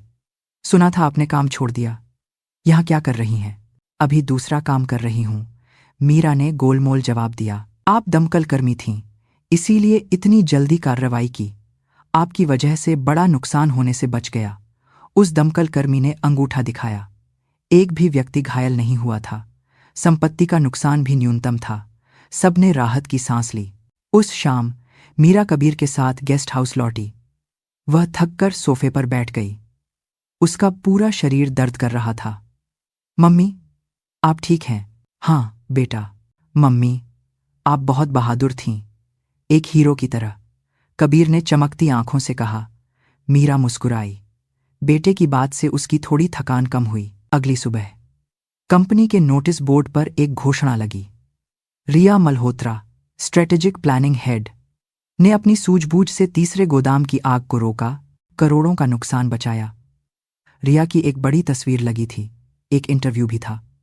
मैं हमेशा से ही मौके पर सुरक्षा जांच को महत्व देती हूं। उस दिन भी मैं नियमित दौरे पर थी जब मैंने मशीन में गड़बड़ी महसूस की और तुरंत सबको बाहर निकालने का आदेश दिया। यह झूठ था। रिया उस दिन मौके पर नहीं थी। आग मीरा ने बुझाई थी, लेकिन श्रेय रिया को मिल गया। इस बीच सचिव समीर खन्ना ने वह नोटिस देखकर भौहें सिकोड़ी। अजीब है। उसने अपनी डायरी निकाली। उसने अपना शेड्यूल चेक किया। उस दिन रिया चेयरमैन के दफ्तर में मीटिंग में थी। सुबह 10 बजे से दोपहर 1 बजे तक। गोदाम में आग सुबह 11 बजे लगी थी। वह देरी के दोनिया 11 बजे लगी थी। एक सामने 11 बजे से दोनिया 11 बजे तक दगता, उनके सामने 11 बजे से दोनिया 11 मौके पर कैसे हो सकती है? समीर का शक बढ़ गया। उस रात समीर अकेले दफ्तर में रुका। उसने कंप्यूटर खोला, कंपनी के आंतरिक सिस्टम में लॉग इन किया। उसने गोदाम से संबंधित ईमेल खोजे। एक ईमेल ने उसका ध्यान खींचा। भेजने वाली रिया मल्होत्रा, पाने वाला फैसिलिटी टीम। विषय नियमित जांच का शेड्यूल बदलना। उसने नैरोन पढ़ा। तीसरे गोदाम की बिजली जांच को अगले महीने के लिए स्थगित कर दें। भेजने की तारीख 1 हफ्ता पहले की थी। समीर का चेहरा सख्त हो गया। जांच को टालने वाली रिया थी, और जब दुर्घटना हुई तो उसने श्रेय ले लिया। समीर ने उस ईमेल का प्रिंटआउट लिया, सबूत के तौर पर रखने के लिए। यह औरत कुछ छिपा रही है। समीर ने रिया मल्होत्रा की जांच करने का फैसला किया। सच सामने आना ही था, और वह दिन दूर नहीं था। मीरा और कबीर के आने के कुछ दिनों बाद हवेली में धीरे धीरे बदलाव आने लगे। एक शाम रात के खाने के दौरान विक्रम ने अचानक चेहरा बिगाड़ा और अपनी छाती सहलाई। तैलीय भोजन उनके गले में अटक गया था। सांस लेना मुश्किल हो रहा था और पेट में ऐंठन हो रही थी। जैसे ही सचिव हाजमे की दवा लाने वाला था, मीरा ने धीरे से कहा, 1 मिनट रुकिए। वह रसोई में गई और अलमारी की गहराई से एक छोटा सा कपड़े का थैला निकाला। यह उसके हाथ से सुखाया हुआ बेल था। सुनहरे रंग के सूखे बेल के टुकड़ों से एक भीनी भीनी खुशबू आ रही थी। मीरा ने ध्यान से पानी उबाला और बेल को उसमें भिगो दिया। भाप निकलते हुए चाय के कप को विक्रम के सामने रखते हुए उसने कहा, जब पेट भारी लगे तो बेल का काढ़ा दवा से बेहतर होता है। विक्रम ने पहले तो कोई ध्यान नहीं दिया। उन्होंने बस हाथ हिलाकर उसे हटाने का इशारा किया, लेकिन नाक से टकराती उस खुशबू ने उन्हें रोक दिया। मीठी और थोड़ी खट्टी, एक ऐसी खुशबू जो किसी पुरानी याद को छू रही थी। चेयरमैन ने अनजाने में कप उठाकर एक घूंट पिया। गर्म काढ़ा गले से नीचे उतरते ही उनकी भारी छाती धीरे धीरे खुलने लगी। यह खुशबू, विक्रम ने कप नीचे रखते हुए कहा, कहीं महसूस की है? मीरा ने कुछ नहीं कहा, बस सिर झुकाकर चली गई। लेकिन उस दिन के बाद विक्रम हर शाम इशारों में पूछते, वह काढ़ा आज भी है क्या? उनकी आवाज रूखी थी, लेकिन उसमें एक उम्मीद छिपी थी। मीरा चुपचाप काढ़ा ले आती और विक्रम एक एक घूंट का आनंद लेते। जैसे जैसे यह छोटा सा अनुष्ठान दोहराया जाता, हवेली की ठंडी हवा में थोड़ी थोड़ी गर्मी वापस आने लगी। एक दोपहर कबीर बगीचे में घूमते हुए विक्रम से मिला। बच्चा विक्रम से नहीं डरता था, बल्कि उसने उत्सुकता भरी आंखों से उन्हें देखते हुए पूछा, दादाजी, उस पेड़ से चिड़िया की आवाज आ रही है। विक्रम मुस्कुराए। बच्चे की मासूमियत उन्हें अजीब लेकिन प्यारी लगी। चिड़िया की आवाज? मुझे तो कुछ सुनाई नहीं दे रहा। कबीर ने सिर हिलाते हुए अपनी छोटी उंगली से एक डाली की ओर इशारा किया। वहां चहचहाने की आवाज। लगता है माँ चिड़िया अपने बच्चे को खाना खिला रही है। विक्रम ने उस ओर देखा जहां बच्चा इशारा कर रहा था। सच में डालियों के बीच एक छोटा सा घोंसला दिख रहा था। और एक माँ चिड़िया फुर्ती से आ जा रही थी। विक्रम ने हैरान होकर बच्चे को देखा। तुम तो मुझसे भी ज्यादा तेज कान वाले हो। यह कहते ही विक्रम के मन में एक पुरानी याद कौंध गई। एक छोटे बालों वाला लड़का उनका हाथ पकड़कर बगीचे में दौड़ रहा था। उस बच्चे ने भी इसी तरह चिड़िया की आवाज पहले सुनी थी और उत्साह से कहा था, पापा, वहां चिड़िया है। विक्रम ने खोए हुए से कबीर को देखा और फुसफुसाए, मेरा बेटा भी बचपन में ऐसा ही था। उसी पल कबीर का चेहरा अजीब तरह से उनके बेटे के बचपन से मेल खाता हुआ लगा। आंखें, नाक, होंठ, हर एक चीज आरव के बचपन जैसी थी। विक्रम ने अपने दिल के एक कोने में एक चुभन महसूस की, लेकिन उन्होंने उस भावना को दूर धकेल दिया। नहीं, ऐसा नहीं हो सकता, उन्होंने खुद को समझाया। उस दिन के बाद विक्रम अजीब तरह से कबीर को अक्सर ढूंढने लगे। बगीचे में घूमते समय वे बच्चे को साथ ले जाते और पेड़ों के बीच चलते हुए साथ में चिड़िया की आवाज सुनते। कबीर दादाजी का बड़ा हाथ पकड़कर बातें करता और विक्रम उसकी बातें सुनते हुए अनजाने में मुस्कुराते। दादाजी, आज कबूतर की आवाज भी आ रही है। अच्छा, चलो सुनते हैं। दोनों को साथ में खड़े होकर आसमान की ओर देखते हुए कोई भी दूर से दादा पोता ही समझता। मीरा खिड़की से यह सब देखती और उसका दिल डूब जाता। कबीर बहुत स्वाभाविक रूप से विक्रम के करीब आ रहा था। उसे डर था कि कहीं उनकी पहचान उजागर न हो जाए। उस रात मीरा ने कबीर को अपनी गोद में बिठाया और सावधानी से कहा, कबीर, दादाजी के ज्यादा करीब मत जाना। हमारा राज याद है ना, हमें पकड़ा नहीं जाना है। लेकिन कबीर ने सिर हिलाते हुए मासूमियत से मुस्कुराया। मम्मी, दादाजी अच्छे इंसान हैं। उनका हाथ गर्म है और जब वे हंसते हैं तो उनकी आंखें चांद की तरह हो जाती हैं। मीरा ने बच्चे के सिर पर हाथ फेरते हुए एक गहरी सांस ली। कबीर की मासूमियत के लिए वह आभारी थी, लेकिन उसे डर था कि यही मासूमियत सब कुछ बर्बाद कर देगी। इस बीच आरव को थोड़ी राहत मिलने लगी थी। पिता की नज़रों से बचकर अपनी पत्नी और बेटे से मिलना पहले से आसान हो गया था। हवेली में होने के कारण उसे बहाने बनाने की जरूरत नहीं पड़ती थी और थोड़ी देर के लिए ही सही वह हर दिन उन्हें देख सकता था। काम के बाद गेस्ट हाउस की ओर उसके कदम हर दिन हल्के होते जा रहे थे। कुछ दिनों बाद विक्रम स्टडी रूम में फाइलें देखते हुए अचानक खिड़की के बाहर देखने लगे। बगीचे में कबीर अकेले गेंद से खेल रहा था। बच्चा गेंद फेंकता, दौड़कर उसे पकड़ता और फिर से फेंकता। अकेले खेलते हुए वह अकेला लग रहा था। विक्रम ने फाइलें बंद कीं और अपनी जगह से उठे। यह बच्चा अकेले खेलकर बोर हो जाएगा। विक्रम बगीचे में गए और कबीर के पास पहुंचे। दादाजी के साथ खेलोगे? कबीर का चेहरा खिल उठा। दोनों ने गेंद एक दूसरे को पास करते हुए दौड़ लगाई। विक्रम के कपड़े अस्त व्यस्त हो गए और माथे पर पसीना आ गया, लेकिन उन्हें कोई परवाह नहीं थी, बल्कि उनकी हंसी छूट गई। उन्हें याद नहीं था कि वे आखिरी बार कब ऐसे हंसे थे। सूरज ढलने पर विक्रम ने कबीर का हाथ पकड़ा और हवेली की ओर लौटे। बच्चे का छोटा हाथ पसीने से भीगा हुआ था और उसकी गर्मी चेयरमैन की हथेली को गरमा रही थी। विक्रम को अचानक एहसास हुआ, इस हवेली में गर्मी तब से लौटी है जब से यह बच्चा आया है।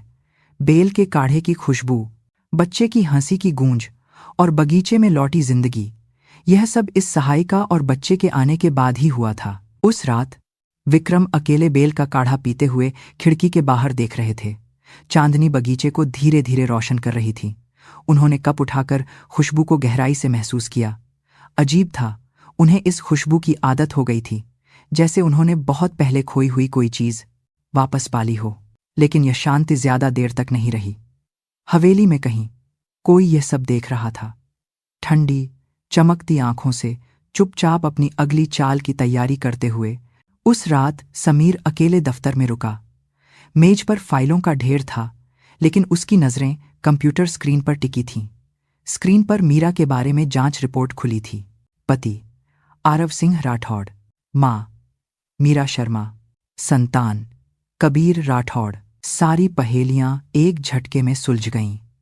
डायरेक्टर साहब क्यों मीरा को घरेलू सहायिका के रूप में लाना चाहते थे, क्यों वे अक्सर गेस्ट हाउस जाते थे और क्यों कबीर को देखते हुए उनकी आंखों में इतनी ममता होती थी। अब सब कुछ समझ में आ गया। समीर ने कुर्सी पर पीछे टिककर छत को देखा। उसके दिल में एक तूफान सा उठ रहा था। हैरानी, घबराहट और डर। अगर चेयरमैन विक्रम को यह सच पता चल गया तो क्या होगा? समीर चेयरमैन के स्वभाव को अच्छी तरह जानता था। वे इसे कभी माफ नहीं करेंगे। अगली सुबह समीर आरव से मिलने गया। डायरेक्टर के दफ्तर का दरवाजा खटखटाते समय उसके हाथ हल्के से कांप रहे थे। दरवाजा खुला और आरव ने सिर उठाया। क्या बात है? समीर ने दरवाजा बंद किया और सावधानी से मुंह खोला। सर, मुझे पता चल गया है। आरव का चेहरा सख्त हो गया। समीर ने बात जारी रखी। कबीर आपका बेटा है ना? खामोशी छा गई। एक लंबी भारी खामोशी। आरव ने धीरे धीरे सिर हिलाया। हाँ। समीर ने मेज पर दोनों हाथ रखे और आगे झुका। उसकी आवाज में एक बेताबी थी। सर, हमें यह बात चेयरमैन साहब को बतानी होगी। यह बहुत बड़ा जोखिम है। अगर किसी और को पहले पता चल गया और उसने चेयरमैन साहब को बता दिया तो स्थिति काबू से बाहर हो जाएगी। आरव अपनी जगह से उठा और खिड़की के पास चला गया। उसने बाहर देखते हुए दृढ़ता से कहा, अभी नहीं, लेकिन। समीर जी। आरव मुड़ा। उसकी आंखें दृढ़ थीं। अगर हम चाहते हैं कि यह घर किसी को निगल न ले तो अभी खामोशी जरूरी है। प्लीज मुझे थोड़ा और समय दीजिए। समीर ने अपने होंठ काटे। वह कर्तव्य और वफादारी के बीच फंस गया था। चेयरमैन के प्रति उसकी पुरानी वफादारी उसे सच बताने के लिए कह रही थी, लेकिन डायरेक्टर के प्रति उसका विश्वास उसे चुप रहने के लिए मजबूर कर रहा था। दो आवाजें उसके दिमाग में टकरा रही थीं। उस दोपहर समीर गलियारे में चलते हुए रिया से मिला। वह मुस्कुराते हुए उसके पास आई। समीर जी, आजकल बहुत व्यस्त लग रहे हैं। कुछ खास नहीं। अच्छा, लेकिन एक बात बताओ। रिया एक कदम और करीब आ गई। उसकी आवाज धीमी हो गई। क्या तुम्हें पता है कि आरव अक्सर गेस्ट हाउस क्यों जाते हैं? समीर का दिल डूब गया। रिया को पहले से ही शक था। उसकी मुस्कान के पीछे एक तलवार की धार जैसी तेज भावना छिपी थी। पता नहीं, मुझे इस बारे में कोई जानकारी नहीं है। समीर ने बेपरवाह दिखने की कोशिश करते हुए जवाब दिया। रिया ने सिर हिलाते हुए मुस्कुराया। ऐसा नहीं हो सकता कि समीर को पता ना हो। चिंता मत करो, मुझे भी किसी का छोड़ा हुआ कचरा उठाने का कोई शौक नहीं है। बस मेरे लक्ष्य को थोड़ा मुश्किल बना दिया। यह गुस्सा दिलाता है। उसने समीर के कंधे पर हल्का सा थपथपाया और गलियारे के दूसरी ओर चली गई। लेकिन वह मुस्कान काफी देर तक समीर के दिमाग में घूमती रही। कुछ दिनों बाद समीर ने गलती से फाइनेंस टीम के गलियारे से गुजरते हुए एक अजीब दृश्य देखा। रिया फाइनेंस हेड के साथ एक लंबी मीटिंग कर रही थी। मीटिंग रूम के कांच के पार उसका चेहरा सामान्य से ज्यादा गंभीर और तेज दिख रहा था। समीर अपनी जगह पर वापस आया और अकाउंटिंग सिस्टम में लॉग इन किया। उसने रिया द्वारा पास की गई फाइलों को एक एक करके देखना शुरू किया। पहले तो कुछ भी अजीब नहीं लगा, लेकिन ध्यान से देखने पर अजीब निशान दिखने लगे। सप्लाई की कीमत में बदलाव की फाइल। सप्लायर का कोड दोहराया गया था। एक ही कंपनी, लेकिन दो अलग अलग कोड से पंजीकृत थी और एक अस्थायी खाता नाम का कॉलम भी था। एक आधिकारिक सप्लायर के लिए ऐसा खाता नहीं हो सकता। ये क्या है? समीर ने फाइल को बड़ा करके देखा। रकम भी अजीब थी। एक ही सामान, लेकिन कीमत दोगुनी से भी ज्यादा थी, जैसे किसी ने जानबूझकर इसे बढ़ाया हो। समीर ने चुपचाप कॉपी बटन दबाया। प्रिंटर से फाइलें निकलने की आवाज दफ्तर में गूंज उठी। उसने कॉपी को सावधानी से मोड़कर अपनी मेज की दराज में गहराई तक रख दिया। चेयरमैन साहब उस औरत को कंपनी का उद्धारकर्ता मानते हैं। समीर ने खिड़की के बाहर देखते हुए सोचा, लेकिन कहीं वह कंपनी के लिए जहर तो नहीं? जब समीर काम खत्म करके जाने की तैयारी कर रहा था, दफ्तर का दरवाजा खुला और रिया अंदर आई। उसने हाथ बांधकर समीर को देखा। समीर जी, आजकल आप बहुत कुछ ढूंढ रहे हैं। समीर ने काम रोका और उसे देखा। मैं बस काम के लिए जरूरी जानकारी देख रहा था। रिया ने मेज पर हाथ रखा और झुकी। उसका चेहरा करीब आ गया और उसकी आवाज धीमी और ठंडी हो गई। समीर जी, आप सचिव हैं तो चेयरमैन साहब का ही ध्यान रखिए। इधर उधर फालतू की दिलचस्पी मत लीजिए। उसकी आंखों में एक चेतावनी थी। रिया धीरे धीरे सीधी हुई और मुस्कुराई, लेकिन वह मुस्कान सिर्फ होंठों पर थी। आंखें ठंडी थीं। सोच लो, किसकी तरफ रहना ज्यादा फायदेमंद होगा। दरवाजा बंद हुआ और कदमों की आवाज दूर चली गई। समीर मेज पर बैठ गया। उसकी पीठ पर ठंडा पसीना बह रहा था। रिया उस पर पहले से ही नजर रख रही थी और वह एक खतरनाक इंसान थी। समीर ने दराज खोली और कॉपी निकाली। कागज को छूते हुए उसकी उंगलियां कांप रही थीं। क्या उसे यह फाइल चेयरमैन को दिखानी चाहिए या चुप रहना चाहिए? उसने आंखें बंद कर लीं। उसके दिमाग में आरव की आवाज और रिया की चेतावनी गूंज रही थी। समीर अब 2 राज्यों का बोझ उठा रहा था, एक डायरेक्टर का परिवार और दूसरा रिया का भ्रष्टाचार। दोनों राज्य चेयरमैन को बताए जाने चाहिए थे, लेकिन उस पल मुंह खोलने पर सब कुछ बिखर जाने का डर था। समीर ने फाइल को फिर से दराज में गहराई तक रखा और ताला लगा दिया और अपना बैग उठाकर दफ्तर से निकल गया। गलियारा अंधेरा और शांत था। चलते हुए उसने सोचा, मैं अभी एक रस्सी पर चल रहा हूं। एक तरफ झुका तो डायरेक्टर साहब खतरे में पड़ेंगे और दूसरी तरफ झुका तो कंपनी। समीर एक खतरनाक संतुलन बनाते हुए उस रस्सी पर चल रहा था, एक ऐसी बुरानहन रस्सी जिस पर से वह कभी भी गिर सकता था। कुछ दिनों बाद रिया ने विक्रम के दफ्तर का दरवाजा खटखटाया। उसके हाथ में एक पतली फाइल थी। वह शांत चेहरे के साथ चेयरमैन के सामने खड़ी हुई। चेयरमैन साहब, मुझे आपसे कुछ बात करनी है। विक्रम ने फाइलों से नजरें हटाए बिना सिर हिलाया। रिया ने फाइल को सावधानी से मेज पर रखा। यह घरेलू सहायिका मीरा शर्मा के बारे में जानकारी है। अब जाकर विक्रम ने सिर उठाया। रिया ने शांति से बात जारी रखी। उनकी पहचान की जांच करने पर पता चला कि उनके करियर में एक लंबा गैप है। उन्होंने दमकल कर्मी के रूप में काम किया, फिर अचानक छोड़ दिया और उसके बाद कई सालों तक उनके काम का कोई रिकॉर्ड नहीं है। विक्रम की भौहें हल्की सी हिलीं। रिया ने फाइल खोलकर दिखाई। विक्रम ने फाइल उठाकर धीरे धीरे पढ़ी। रिया की बात सही थी, जगह जगह अजीब खालीपन था। मैंने सुना था कि समीर ने इसकी सिफारिश की थी। रिया ने धीरे धीरे सिर हिलाते हुए मुस्कुराया, लेकिन उस मुस्कान में एक अजीब सी छाया थी। जी, इसीलिए यह और भी अजीब है। आजकल समीर जी कंपनी के काम के अलावा भी कई चीजों पर ध्यान दे रहे हैं। क्या मतलब? जैसे गोदाम के अकाउंट्स देखना या सप्लाई की फाइलों को बार बार पढ़ना, जैसे वे कुछ ढूंढ रहे हों। रिया एक कदम और करीब आई। उसकी आवाज थोड़ी और धीमी हो गई। मुझे लगता है कि उन्होंने घरेलू सहायिका के रूप में अपने किसी व्यक्ति को भेजा है ताकि जानकारी हासिल कर सकें, और कंपनी में वे खुद कुछ और तैयारी कर रहे हैं। विक्रम का चेहरा सख्त हो गया। उन्होंने लंबे समय से समीर पर भरोसा किया था। समीर एक वफादार और सावधान व्यक्ति था, लेकिन रिया की बातें सुनने के बाद उन्हें हाल के दिनों में समीर का व्यवहार थोड़ा अजीब लगने लगा। वह देर रात तक दफ्तर में रुकता था और चेयरमैन से मिलते समय कहीं न कहीं बेचैन दिखता था। चेयरमैन साहब, रिया की आवाज और भी नरम हो गई। यह सच है कि समीर जी ने लंबे समय तक आपकी सेवा की है, लेकिन इंसान बदल जाता है। क्या पता आपको थोड़ी दूरी बनाकर उन पर नजर रखनी चाहिए। विक्रम ने फाइल को मेज पर रखा और एक गहरी सांस ली। उनका हाथ फाइल पर धीरे धीरे घूमा।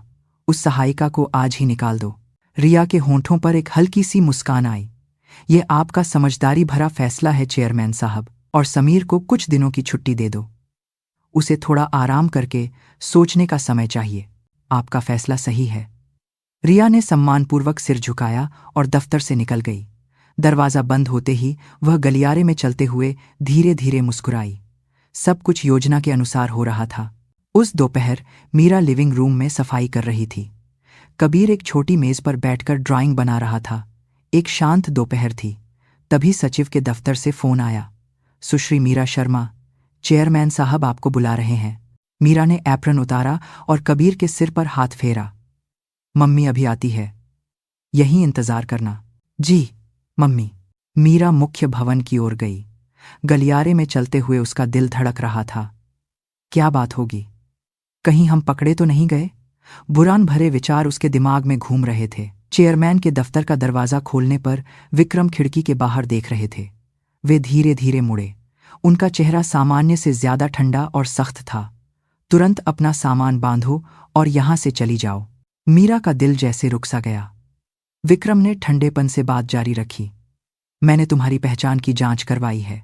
उसमें कई गड़बड़ियां हैं। यह कोई ऐसी वैसी जगह नहीं है जहां कोई भी काम कर सके।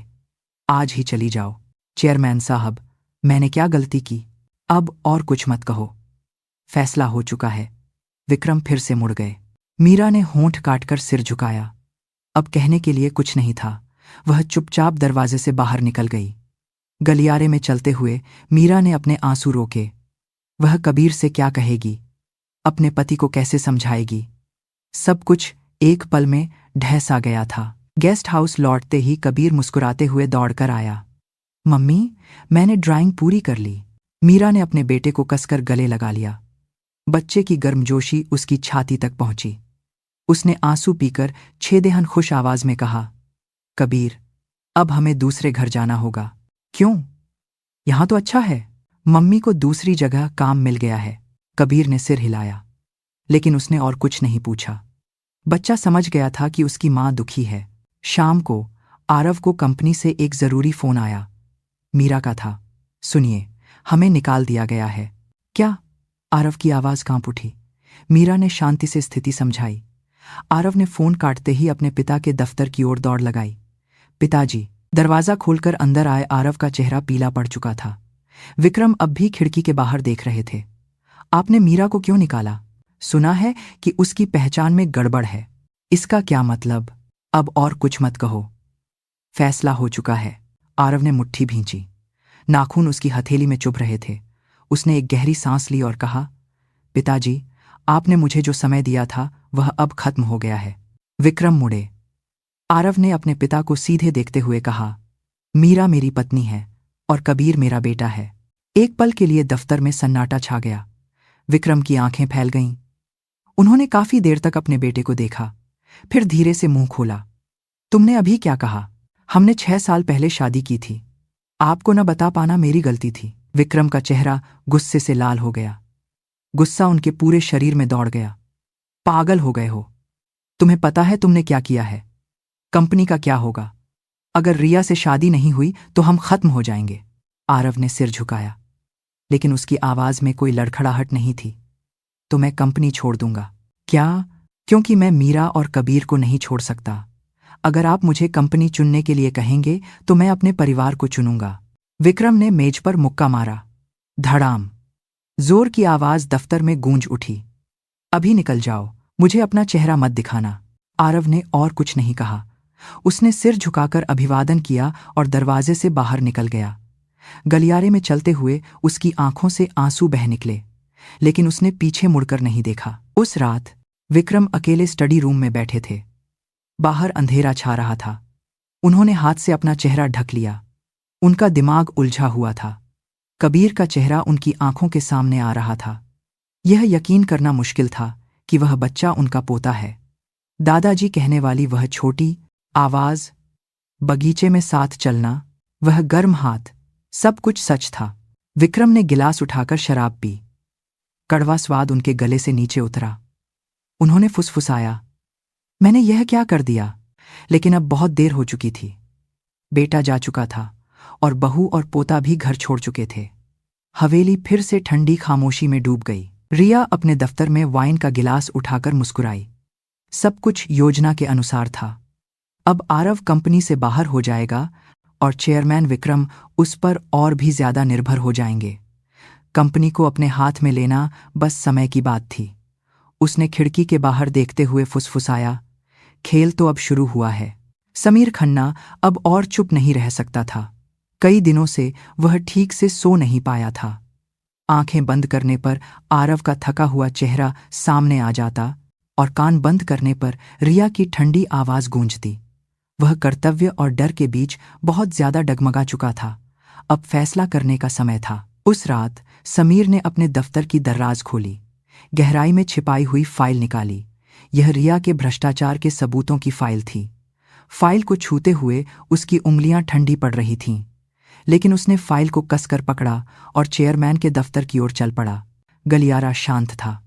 बस उसके कदमों की आवाज संगमरमर के फर्श पर नियमित रूप से गूंज रही थी। समीर का दिल जोरों से धड़क रहा था, जैसे छाती फट जाएगी, लेकिन वह रुका नहीं। अब सच बताने का समय था। चेयरमैन के दफ्तर के दरवाजे पर समीर ने एक पल के लिए सांस रोकी और दस्तक दी। हाथ उठाना भी भारी लग रहा था। अंदर से एक धीमी आवाज आई, अंदर आ जाओ। दरवाजा खोलने पर विक्रम मेज पर बैठकर फाइलें देख रहे थे। बस मेज का लैंप ही अंधेरे में उन्हें रोशन कर रहा था। उन्होंने सिर उठाकर समीर को देखा। कुछ ही दिनों में चेयरमैन का चेहरा और भी मुरझा गया था। आंखों के नीचे की झुर्रियां और गहरी लग रही थीं और होंठ कसकर बंद थे। मैंने तुम्हें कुछ दिन आराम करने के लिए कहा था। इस वक्त यहां क्या कर रहे हो? विक्रम की आवाज में थकान थी। समीर मेज के सामने गया और फाइल को सावधानी से रखा। फाइल के मेज पर रखने की छोटी सी आवाज ने खामोशी को तोड़ा। चेयरमैन साहब, मुझे आपको कुछ देना है। विक्रम ने फाइल उठाई। उनकी आंखें तेज हो गईं।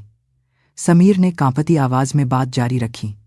पहले, यह रिया मल्होत्रा के भ्रष्टाचार की फाइल है। सप्लायर कोड का दोहराव, अस्थायी खातों का उपयोग और सप्लाई की कीमतों में हेरफेर, यह सब मैंने खुद जांचा है। विक्रम का हाथ रुक गया। उन्होंने धीरे धीरे फाइल खोली और कागजात निकाले। एक एक पन्ना पलटते हुए उनका चेहरा सख्त होता गया।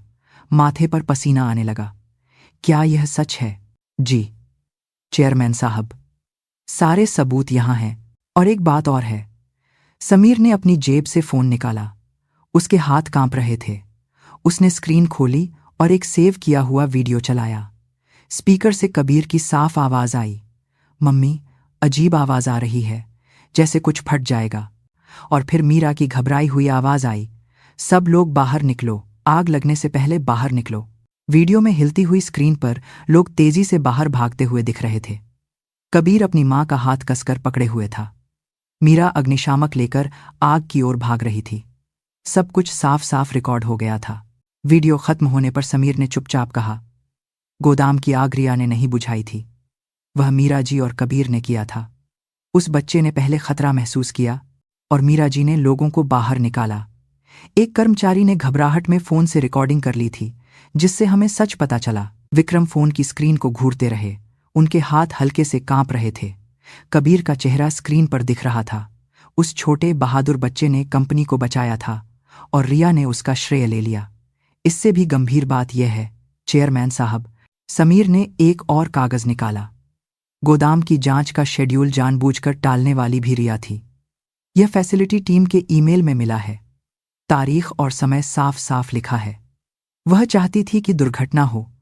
वह कंपनी को बड़ा नुकसान पहुंचाकर, शेयर की कीमतें गिराकर और फिर कंपनी को टुकड़ों में बेचने की योजना बना रही थी। विक्रम कुर्सी पर पीछे टिक गए। कुर्सी की चरमराने की आवाज कमरे में गूंज उठी।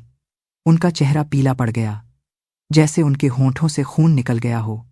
जिस इंसान पर उन्होंने इतना भरोसा किया, वह असल में कंपनी को बर्बाद करना चाहती थी। उस धोखे ने उनके दिल में एक सुई की तरह चुभन पैदा की।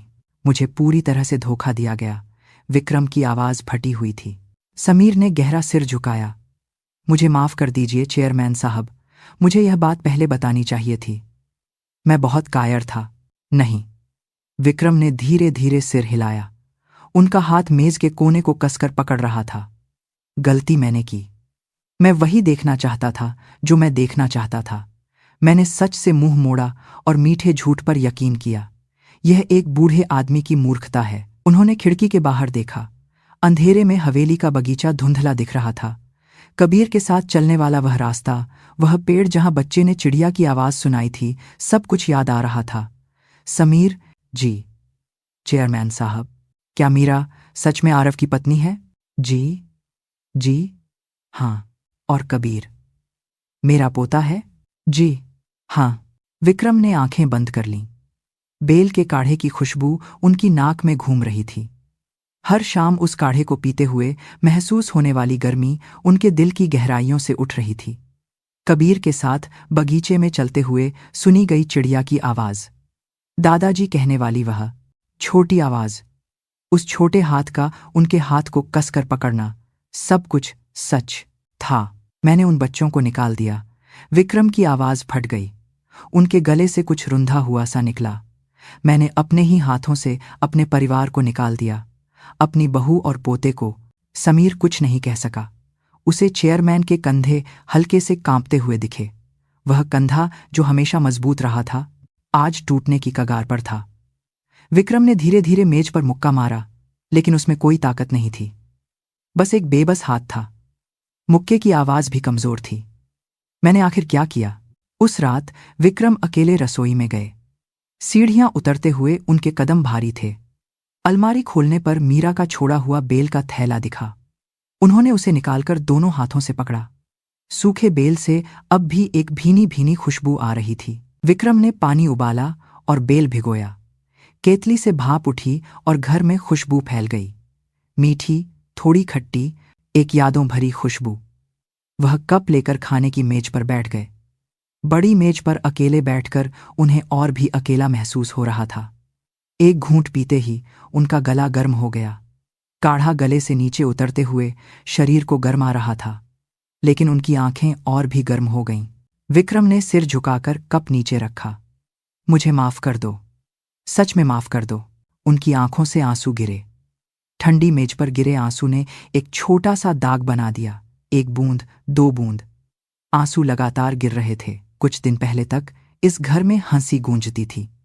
कबीर का बगीचे में दौड़ना, चिड़िया ढूंढना, मीरा का रसोई में काढ़ा बनाते हुए गुनगुनाना और मीरा कबीर के आने के बाद आरव की खुश मुस्कान। वह सब कुछ सच्ची खुशी थी, लेकिन उन्होंने उसे पहचाना नहीं, या शायद जानते हुए भी अनदेखा किया। विक्रम उठे और बगीचे में गए। रात की ठंडी हवा उनके गालों को छू रही थी। उन्होंने उस रास्ते पर धीरे धीरे चलना शुरू किया जहां वे कबीर के साथ चले थे। हर कदम पत्थर की तरह भारी था।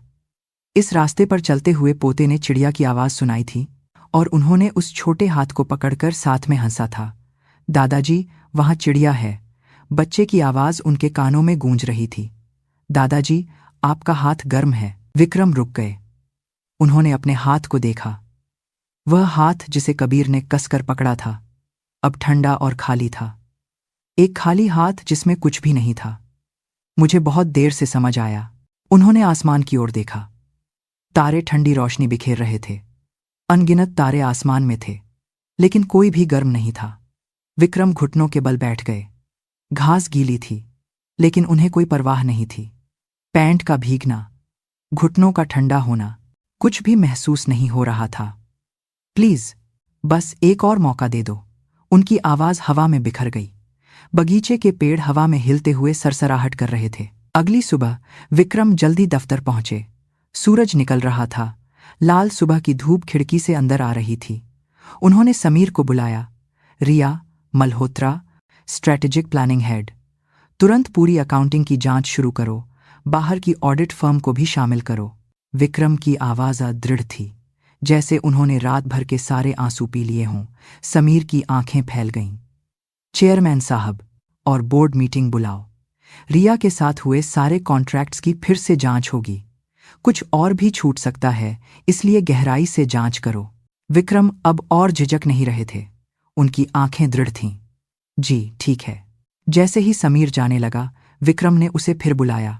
समीर जी, चेयरमैन साहब, क्या तुम्हें आरव का नया नंबर पता है? समीर कुछ देर झिझका, फिर सिर हिलाया। जी पता है। उसका नंबर मिलाओ, मुझे उससे कुछ बात करनी है।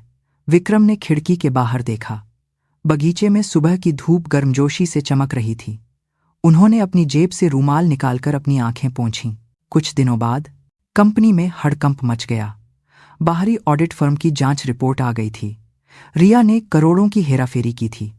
इससे भी ज्यादा चौंकाने वाली बात यह थी कि उसने कंपनी के पैसों से विदेश में संपत्ति खरीदी थी और फर्जी कंपनियों के जरिए पैसे निकाले थे। फाइलों पर जगह जगह उसके दस्तखत थे। बोर्ड की आपातकालीन मीटिंग बुलाई गई। मीटिंग की मेज पर सबूतों की मोटी मोटी फाइलें रखी थीं। बोर्ड के सदस्यों के चेहरे हैरानी से बिगड़े हुए थे। कोई मुंह खुला रखे था तो कोई सिर हिलाकर अविश्वास जता रहा था। यह सब कैसे हुआ? हमें तुरंत रिया मल्होत्रा पर केस करना चाहिए। कंपनी की छवि का क्या होगा? आवाजें मीटिंग रूम में गूंज रही थीं। विक्रम चुपचाप फाइलें पलटते हुए एक एक पन्ना देख रहे थे। जिस इंसान पर उन्होंने इतना भरोसा किया, वह कंपनी को खोखला कर रही थी। उस धोखे ने एक बार फिर उनके दिल में चुभन पैदा की, लेकिन वे हिले नहीं। उस दोपहर पुलिस कंपनी में आई। पुलिस वालों के जूतों की आवाज गलियारे में गूंज रही थी। रिया अपने दफ्तर में जल्दी जल्दी फाइलें समेट रही थी। उसके हाथ कांप रहे थे, लेकिन अब बहुत देर हो चुकी थी। दरवाजा खुला। सुश्री रिया मल्होत्रा, आपको धोखाधड़ी और गबन के आरोप में गिरफ्तार किया जाता है। पुलिस ने वारंट दिखाया और रिया का चेहरा सफेद पड़ गया। वह एक कदम पीछे हटी। एक मिनट रुकिए, यह एक गलतफहमी है। मैं सब कुछ समझा सकती हूँ। बस थोड़ा समय दीजिए। यह सब पुलिस स्टेशन में बताइएगा। ठंडी हथकड़ी उसकी कलाई पर लग गई। खटाक की आवाज के साथ रिया की आज़ादी खत्म हो गई। धातु का ठंडा स्पर्श उसे हकीकत में ले आया। उसने सिर झुकाया और गलियारे में ले जाई गई। गलियारे के दोनों ओर कर्मचारी खड़े थे। कोई हैरान था तो कोई ठंडी नजरों से उसे देख रहा था। कुछ ने तो मुंह ही फेर लिया। जो कभी कंपनी की उद्धारकर्ता कहलाती थी, वह अब एक अपराधी के रूप में जा रही थी। क्या सच में उसने कंपनी के पैसे चुराए? यकीन नहीं होता। कितनी होशियार लगती थी। इंसान को सिर्फ बाहर से नहीं देखना चाहिए। डरावना है। फुसफुसाहटें रिया के कानों से गुजर रही थीं। उसने अपना सिर और झुका लिया। जिस गलियारे में वह कभी शान से चलती थी, आज वह अपमान का रास्ता बन गया था। मुख्य द्वार पर और भी ज्यादा लोग थे। पत्रकारों के कैमरों की फ्लैशलाइट चमक रही थी। रिया ने हाथ से चेहरा ढका, लेकिन कोई फायदा नहीं हुआ। कैमरों ने उसके पीले चेहरे, कांपते हाथों और बिखरे बालों को बेरहमी से कैद कर लिया। सुश्री रिया मल्होत्रा, आपने कितनी हेराफेरी की? आपने कंपनी को धोखा क्यों दिया? क्या आपको पछतावा है? सवाल तीरों की तरह आ रहे थे, लेकिन रिया ने कोई जवाब नहीं दिया। होंठ काटकर बस सिर झुकाए रही। पुलिस ने उसका सिर दबाकर उसे गाड़ी में बिठाया। गाड़ी में चढ़ने से ठीक पहले रिया ने सिर उठाकर चेयरमैन के दफ्तर की ओर देखा। रिया कड़वाहट से मुस्कुराई। कभी उसने उस कुर्सी पर बैठने का सपना देखा था, कंपनी को अपने हाथ में लेने का, सत्ता हासिल करने का, सब कुछ नियंत्रित करने का सपना। लेकिन अब वह सपना टूट चुका था। उसने धीरे धीरे सिर घुमाया और गाड़ी में बैठ गई। दरवाजा बंद होने की आवाज एक आखिरी फैसले की तरह लगी। पुलिस की गाड़ी चली गई और आसपास का शोर धीरे धीरे शांत हो गया। कर्मचारी एक एक करके चले गए और पत्रकार भी हट गए। मुख्य द्वार फिर से शांत हो गया। लेकिन यह शांति पहले जैसी नहीं थी। यह किसी बड़े बदलाव के बाद की खामोशी थी। विक्रम खिड़की से यह सब देख रहे थे। गाड़ी के नजरों से ओझल होते ही उन्होंने एक गहरी सांस ली। धोखे का कड़वा स्वाद उनके मुंह में फैल गया। लेकिन अब वे जान गए थे, असली कीमती चीज क्या है। कंपनी से, पैसे से और सम्मान से ज्यादा जरूरी कुछ है, वह था परिवार। विक्रम धीरे धीरे मेज पर लौटे और फोन उठाया। उनके हाथ कांप रहे थे। समीर का दिया हुआ नंबर डायल करते हुए उनकी उंगलियां ठीक से काम नहीं कर रही थीं। एक बार, दो बार गलत दबाने पर फिर से शुरू करना पड़ा। हर नंबर दबाते हुए उनका दिल धड़क रहा था। घंटी बजी और फोन जुड़ गया। हेलो, आरव की आवाज थी। विक्रम का गला रुंध गया और वे कुछ देर बोल नहीं पाए, जैसे गले में कुछ अटक गया हो। पिताजी, आरव। विक्रम की आवाज कांप रही थी। उन्होंने आंखें बंद कीं और धीरे धीरे बात जारी रखी। पिताजी से गलती हो गई। घर लौट आओ। मीरा और कबीर के साथ। फोन पर खामोशी छा गई, एक लंबी भारी खामोशी। विक्रम ने सांस रोककर इंतजार किया और फिर आरव की कांपती आवाज आई, पिताजी प्लीज, बस एक बार माफ कर दो। यह बूढ़ा बहुत मूर्ख था, बहुत देर से समझा। विक्रम ने आंखें बंद कर लीं। आंसू उनके गालों पर बह निकले। उन्होंने पहली बार एक पिता के रूप में नहीं, बल्कि एक इंसान के रूप में अपने बेटे से माफी मांगी। उन्होंने अपना अधिकार, अपनी इज्जत, सब कुछ छोड़ दिया। क्या हम फिर से शुरू नहीं कर सकते? फोन के दूसरी तरफ से आरव के रोने की आवाज आई।